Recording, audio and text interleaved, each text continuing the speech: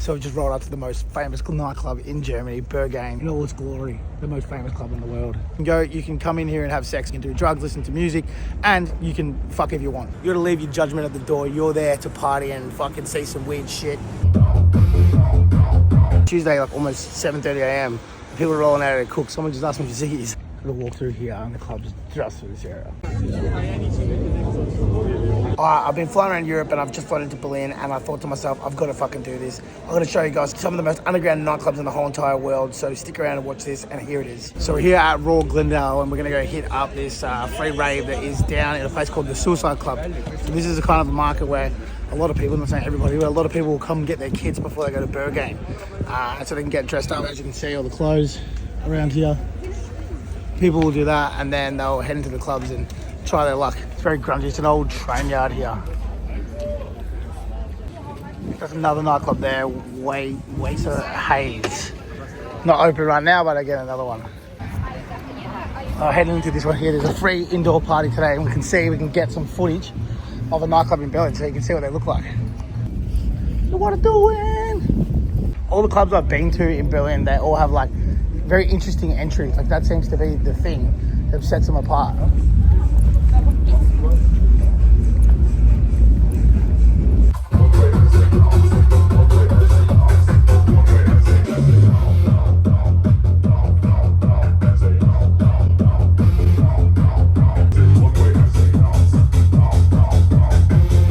And then this is the exit because I'm fucking leaving. It's Sunday afternoon.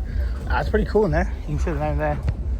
Obviously the big ones I can't film inside of because I broke a rule I filmed, even though it said don't film. I was being very secretive, but at the same time, you know, sometimes you gotta break rules when you're doing investigation journalism, which is what I'm doing for you guys. So that one there was pretty grimy. It looked like basically like a squat, like someone had set up a fucking rave decks inside a squat, but kind of cool at the same time. I would come to Warschau Straße, which means something, Warschau Street, to go to Berghain. Check out Berghain. So just down there is Berghain. We're gonna go walk through over this bridge down here and we'll go check out the world's most famous nightclub.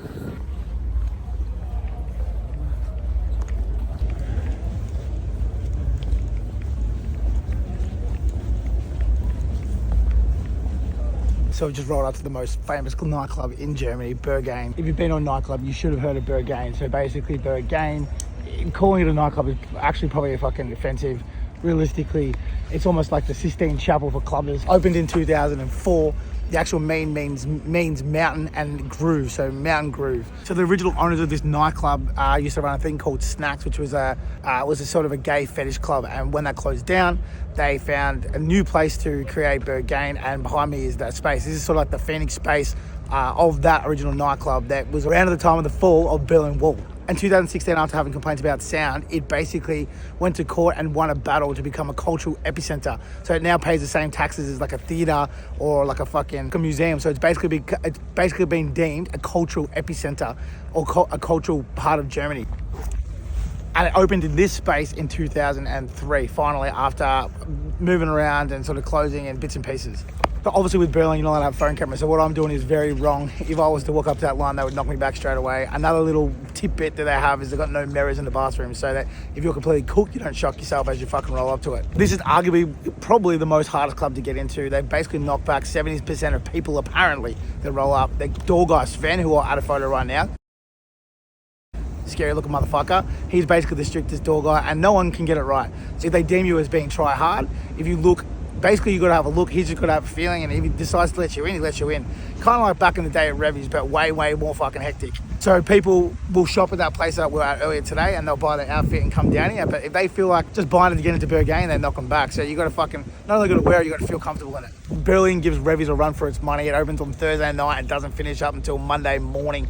So people don't just come in here for a quick dance, they come here for a fucking session. I know mates personally that have been in here for 36 hours, which is a wild feat. Some club guys, the guys have been doing what I've been doing for just as long. There's obviously been a lot of overdoses in this joint. it's pretty famous for people doing gear. One was a guy in America who died, and there was actually like a bit of a look into it to see if they had acted appropriately and sort of dealt with him quick enough. Because as you can imagine, if you're doing 36 hours straight, you're fucking having a crack. Another one too is obviously this place here has notoriously a strong door policy, and that can now be critiqued as time goes on. That used to be normal. To get into a nightclub, you had to be on a guest list, you had to look a certain way, but now that's discriminative. So there's a lot of tension around that too. Is it appropriate to have a door guy going yes, no, yes, no?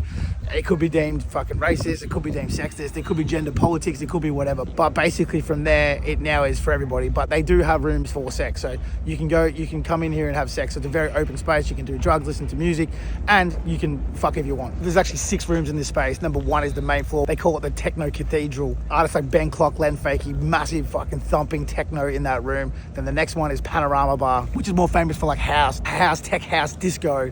And is more kind of notorious apparently on Sunday days, a bit of a lighter vibe. The 3rd room is called Column, where they do more experimental music. 4th room is the garden bar, so if you're munging off your face and you want to go chill out and have a breather, that's where you go from there. The 5th room is Lavatory, and that's more experimental music also, and plays its roots back into that original sort of gay, kind of kinky, fetish sex club. So down there is where the action happens if you're that way inclined. There's also obviously plenty of rumours about rooms and secret rooms and pathways, and I would say 100% there is. Every nightclub I've been to in my whole entire life has had a secret room you can enter, so there's no fucking denying that the most famous nightclub in the world would have heaps of them. So that's Berghain. We'll go suss it out, and then we're going to go hit up another club. That was a difficult film. In all its glory, the most famous club in the world. Hey, no picture. Oh, sorry. That's classic. What? He yelled out those pictures. That's it. Crazy.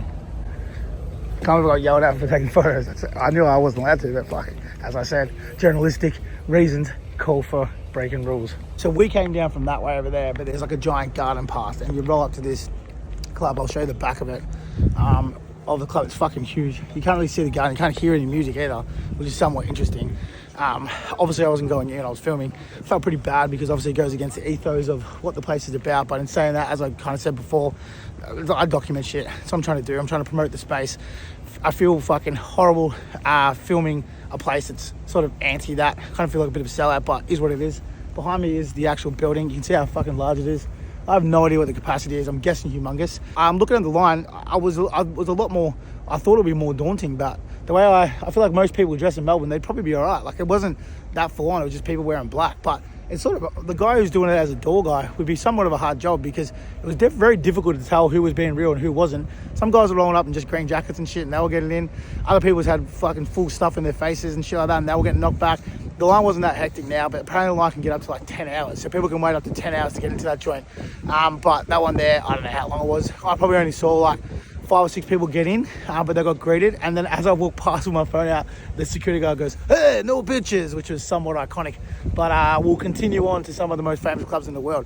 Bear with me, guys, as I break my own ethos to film these joints for you guys. The last thing that I completely forgot is it used to be a big gas plant, which you can kind of tell. So a massive sort of like German gas plant. So it's probably what makes it iconic, but it's very daunting. Like, it's a scary looking building, which a lot of the old kind of Nazi Germany stuff, or like I guess communism Germany stuff, and we're on the communist side, East Germany, they kind of have that feel, all the older buildings. So it's in there. One thing about Berghain is that everyone is somewhat dressed the same. They're wearing black, they're trying to fit in to get into that place. I guess if that's exactly how you dress, then that's cool. If that's your community and they're your people, then that's also cool. But I don't know if I think it's lame or not. Dressing just to get into a nightclub, a way that you don't necessarily dress, is that a vibe? Is that being yourself, or is that the complete opposite?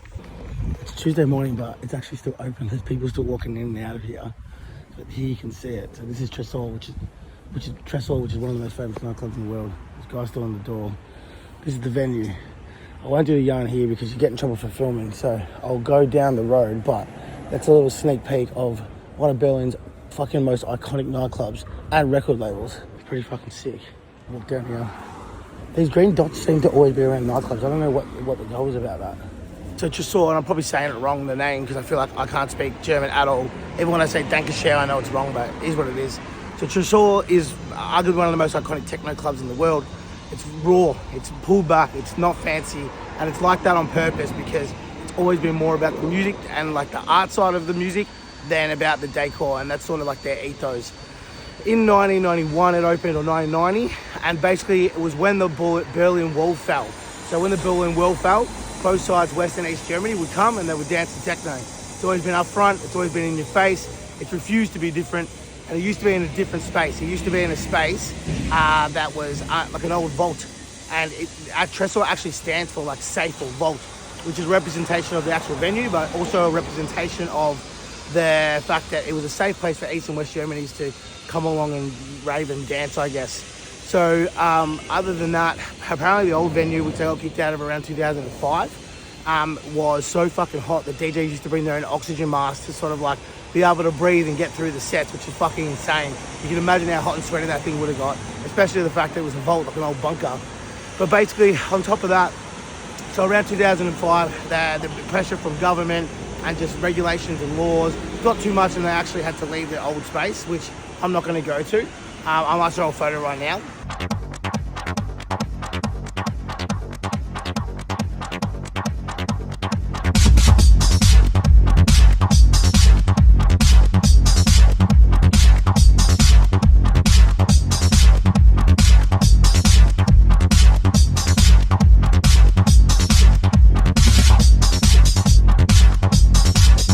And then they started to do one-off parties and whatnot to keep the brand alive. And then they found this location here. They've moved here and they've been here ever since. So this club is fucking well over 35, 36 years old. It's always been at the front of techno and always been more than just music, you know, like Tresor, the record label, plus Tresor, the club. It sort of stands for what techno originally began for, which is community, being able to dance, being able to express yourself, and being able to do it in a space that doesn't take away from the sound. This is what's coming up things, a monthly program. There'll probably be some names people no doubt know, but again, it's always pretty underground. Like a lot of these artists get big down the track, if that makes sense. Some of the massive artists that are playing is like Derek May, Jeff Mills, Richard Horton, Sven Vath, you name it. When you think of German techno, they've played here. This is the space. This is what you think of when you think of that German techno. And again, all these green dots, which I don't know what they stand for, but every nightclub I go to, they're always there. If you want that true, authentic fucking Berlin techno experience, this is one you've got to come to and check out. It was sort of the bridge between Detroit, techno, and Europe, helped blow that up, but obviously it's got its own sound and own vibe. They actually took parts of the old original venue here, so they pulled parts of the old Safe and Vault off to bring it back here to sort of, I guess, pay homage to the original space. It is 7:30 in the morning. I'm doing this before work, so I'm not going to go in, but if I was going to go to one, I reckon this is the one I want to go to, because this is sort of like the heartbeat of that culture. It's where it all began. Another thing with the German clubs that I've been to, plus these ones too, you can't hear the music ever. The sound systems and the soundproofing are like off their head, but the first thing you notice, like no matter where you went, District, Suicide Club, Boots House, whatever club I've been to, the first thing you notice is how good the fucking sound is. It's, I guess, when you think about sound, you talk about all the biggest systems, they come from Germany, so it makes sense, but it's just like you can't ever hear the music, and when you walk in, it's the crispest and the best music you've ever heard. There's people quite literally rolling out of there. I've seen like 7 or 8 people roll out. It's Tuesday, like almost 7:30 a.m. People are rolling out of their cook. Someone just asked me for ciggies. So heading over to the next club, but that joint there was just like surrounded by people. I don't want to film them, but there was heaps of people from Tresor just sort of sitting around, not talking, doing the odd, having beers, because you can buy beers and servos here at whatever time in the morning. So it's not even 8 o'clock yet. People just drinking on the street, wearing their black, probably regretting their sins. I'm definitely not judging them, because I've definitely fucking been there for a while, but it used to be a Sunday ritual for myself for a long, long time. No doubt people watching this, tell me, did you used to do that too? Do you know what I'm talking about when I go? Do you know what I'm talking about when you see people going to work and going for a run and you feel fucking ever so guilty because you just think, why did I choose this life? So the club that I went into earlier, just before Berghain, was a club called Suicide Club, and it was a day party on Sunday. I went in there to take my workmate because he'd never been to a rave or kind of an underground nightclub. It was a pretty fucking underground nightclub. As I said, it kind of looked like a squat. But that Suicide Club actually has long history in Germany, and basically people will say that it kind of stands for what I always kind of talk about, like ethos, where it's like anyone's welcome. You want to come, you want to have a dance, as long as you don't fuck up and you're there for the right reasons, you can come in. There's not a certain dress code.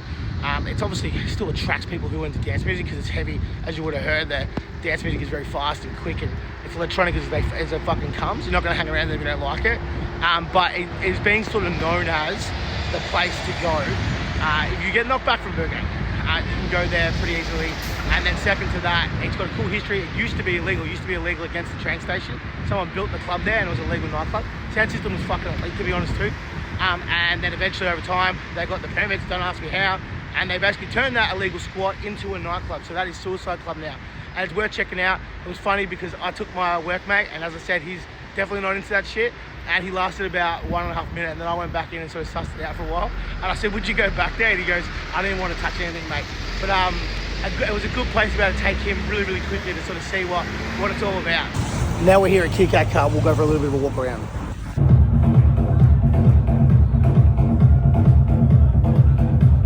So this is Kit Kat Club. When I say Kit Kat Club, if you've been into dance music for a long time or nightclubs for a long time, you will or should know what that means.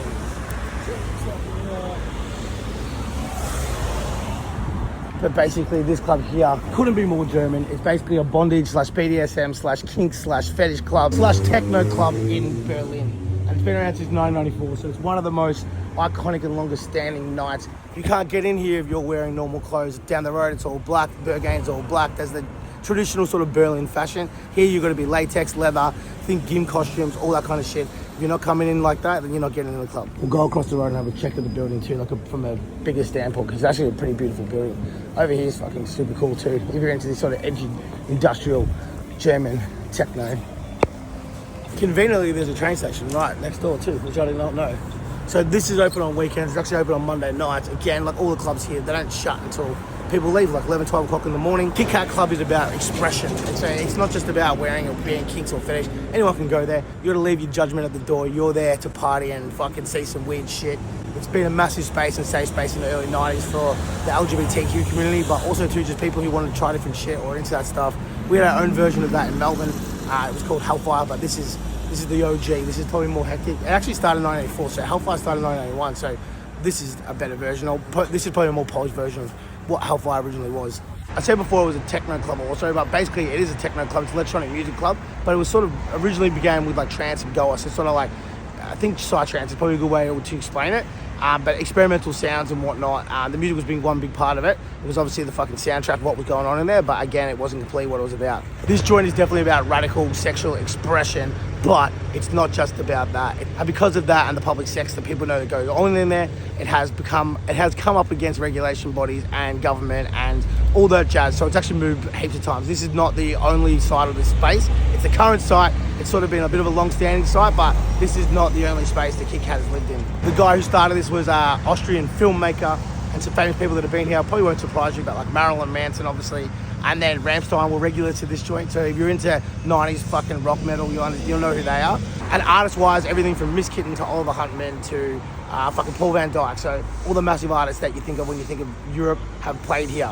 Another massive thing that happens here is the long parties. All the places have long parties, but 48 hour plus is not a regular for this place to open its doors and continue on. Probably the only difference between, not all of them, I guess in Berghain you can have sex too, but is that it's pretty open and you're allowed to do it. It's sort of like hedonism at its finest combined with electronic music. If you had to put one term on it, I reckon that would be, when you're thinking about Kit Kat, that's the term.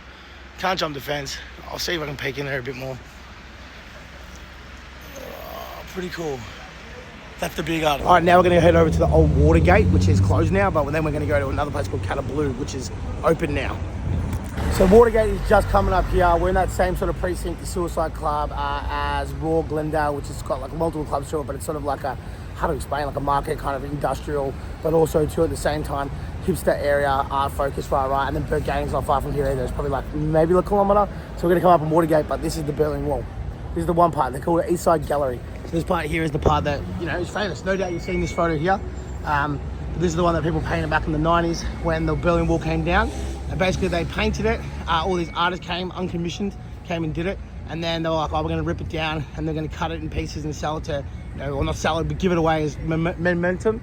And people said no, like we want it to stay here. We want it to be a reminder of what was actually happening in the city. A 10-second Berlin history lesson is basically, used to be after the war, after the Holocaust, there was one side was east, which is where I'm standing now, which was sort of like was Soviet run, and then on the other side was the west, so American and England owned. And then one day they woke up 5 hours in and there was a giant wall in the middle to stop people from the Soviet going back over to the west, and then people would escape. It was there for like fucking 30 years, and in 1990 they broke it down. And that kind of really, the reason why I'm telling that is that's really what blew up the dance scene and electronic music scene in fucking Berlin. And the reason why it's become such a melting hot pot is because when that wall came down, there was all these abandoned spaces along here, and that's why there's a lot of clubs along this river / along the wall, because they would just go in, pump in sound systems, fucking have parties, and the East and West were sort of combining together. These free-thinking people, that some that had been locked up, some that had been over the other side, not locked up, but wanting to show and meet these people who had been locked up. It was freedom, it was liberation, it was everything the dance music is about, and that's what I guess Berlin is the epicenter of the sound and what it stands for, in my opinion, because of this kind of disgusting thing that happened. They eventually finished in the 90s, but what it did do, it's like all things, something ugly made something really, really beautiful. And a lot of our dance history goes back. If the wall was not there, maybe our history of techno especially is not as rich. I did a walking tour the other day, and this guy said to me as we were going through, he was like, there's a nightclub there, there's a nightclub there. And he basically said that if there's a space in Berlin and it's 1 point being a nightclub, and honestly, it's fucking true. As you're driving along, there's just like anywhere that looks like some form of a squat or looks abandoned, you can almost guarantee there's a front door there with a fucking security guard sitting out of it. There's so many nightclubs here, it's ridiculous, and so many nightclubs that have moved spaces. So it's kind of, I'd say it's fucking alive and well here, but I guess this is Berlin, right? It's like the nightclub capital of the world. As I was literally saying just before, we're on the river, you can see there's like a club there. We'll drive straight past it. So here we have Cata Blue. There, it's got like a long lineage of other nightclubs. There's one called Bar 25, another one called Cata something else, and then this is Cata Blue. And this festival space, the reason why they had to move so often was because I guess it's the same sort of problem we're having in Australia, right? As you build a nightclub in the area that is sort of run down, that area gentrifies, and then people want that nightclub to fuck off so they can move in there because it becomes a trendy place. So basically that has become a big thing in the worldwide. So they've come here. This is under a train station, and it's sort of in an industrial area. It's a warehouse. The stage here is very much so, there's all kinds of shit. There's a floating stage, there's an outdoor space, there's an indoor space, there's multiple levels, but it's basically supposed to be a festival every single weekend. It's built around that real art ethos. It's meant to be when culture collides with music and dance. They have everything from fucking acid to techno, all kinds of artists again. They have promoters come in, but the parties are well known for being very, very long.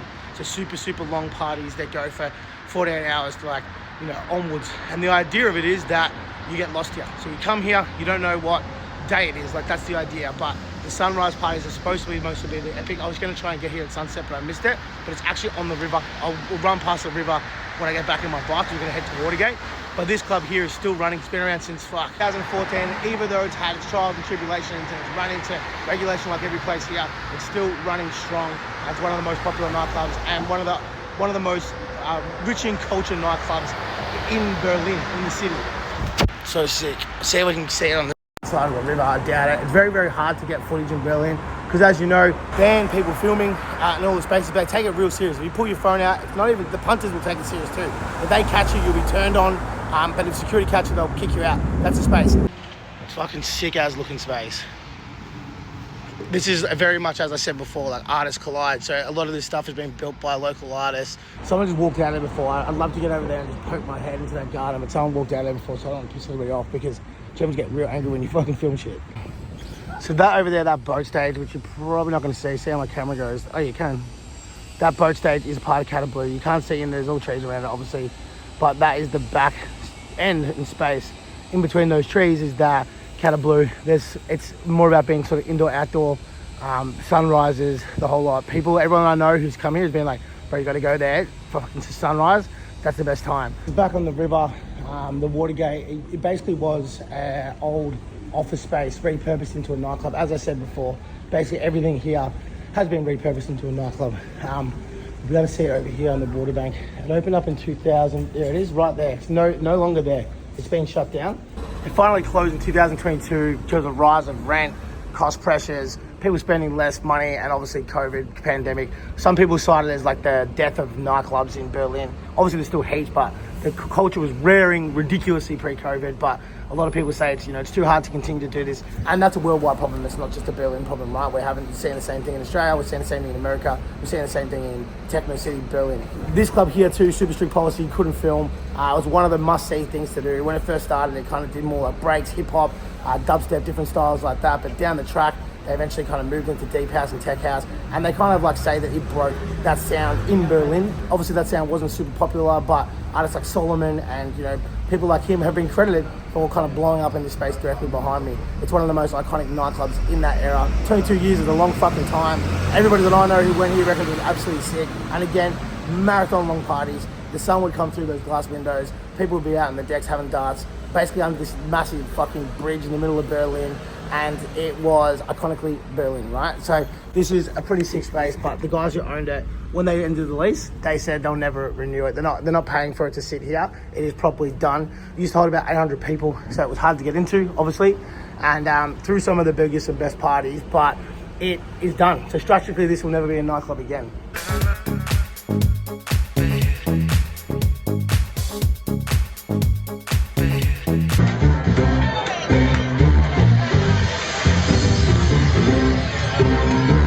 I've given you guys a little bit of a taste of nightclub tourism in Berlin. Basically, the best I can, I've gone from the old to the new, from 1990 when the Berlin Wall fell, up until the clubs that kind of made their mark on the city after. You've got other places too, some honourable mentions.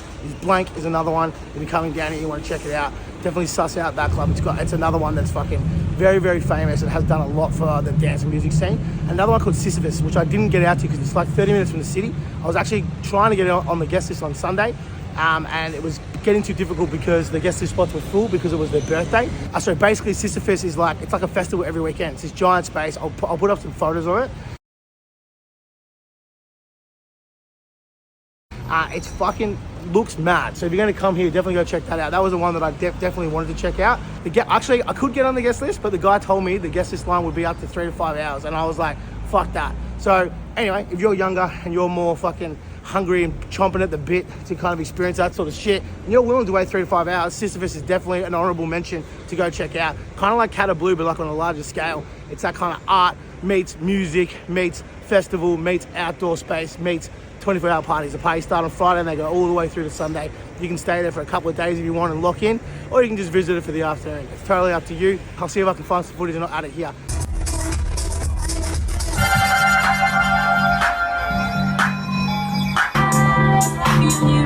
But this is not the end. I'm gonna go hit up a rave tonight for you guys to go check out, and then we're gonna finish up this video. Also too, I wanna say that my pronunciation on most things in this city has been fucking horrible. So if you're watching this from overseas, feel free to rip me in the comments, but I'm trying my best in my Aussie accent, and I don't know how to say these things. I know I say Berghain wrong, I apologize. If you're looking to do some techno tourism, I highly recommend Berlin. It's exactly what the brochure says. It is fucking upfront, it is grimy, it is gritty. It is somewhat the home of techno. So if you're looking to come down here and experience it, definitely. So I've given you a bunch of clubs that you can check out. There's obviously thousands or hundreds, probably not thousands, it's probably exaggeration. There's obviously heaps of them you can. I've gone and done stuff from their early days when it began, you know, when the wall fell, up until the recent days. Ones that have been iconic, I've tried to sort of stick to the ethos of what I normally do, the ones that have made an impact in the industry, and the ones that I think that you should definitely go check out. Some of the most famous nightclubs in the world, but that's not to say that they're the best. They're some of the most iconic nightclubs in the world. But if you're looking to come on holidays to Techno City, fucking give it a go. It's Friday night in Berlin, and I've decided we're gonna go hit up this rave in a place called District. And then tonight, the promoters are running it at BCCO and Hot Meal. So they run a whole bunch of artists, and the style of music is sort of hard house, techno, kind of trancey, groovy, very fucking fast, like 140, 150, music that I really like actually. So we're gonna go suss that out. Obviously, when in Berlin, you gotta go suss a rave. It would be weird not to. So let's go and see how we go. Gonna walk through here, and the club's just through this area.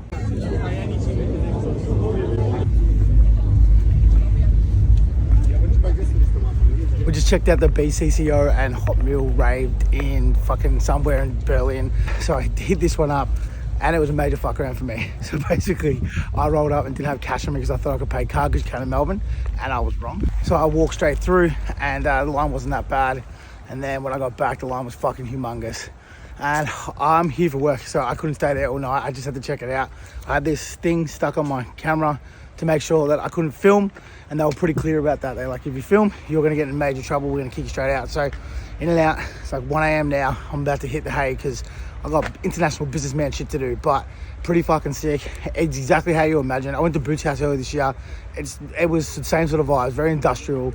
You're out in the middle of nowhere. It's sort of fucking very underground, The Tonight was playing. I missed it, but it was Mushlift. I don't even know how to pronounce it properly, but that was the artist who was playing. It was one of those experiences, but I will say that was a little bit awkward rolling up to a club, and I was not even gonna lie, I was a bit nervous. In Melbourne, I can just walk through. Even in fucking overseas, I normally just hit up the owner and they let me in, come out and get me. Here I didn't. I was on the guest list. A guy called Eamon Shifney put me on there, fucking legend. But I was on the guest list and I had to wait out in line and I was nervous. And when I said my name, the guy was like, yeah, you're on here. And I was like, fuck. So internationally, I felt like a little kid noob waiting in the One Love Prince line again, trying to get in on a guest list. But here we go. We did it. It was a pretty amazing experience. Could have not if I was in Berlin, but I hope you enjoyed the rest of the video. If you did, like, follow, subscribe. You know how important that is. And you'll see me back soon. I'll be doing Melbourne clubs walkthroughs where I'm a lot more confident than I am here in fucking Berlin.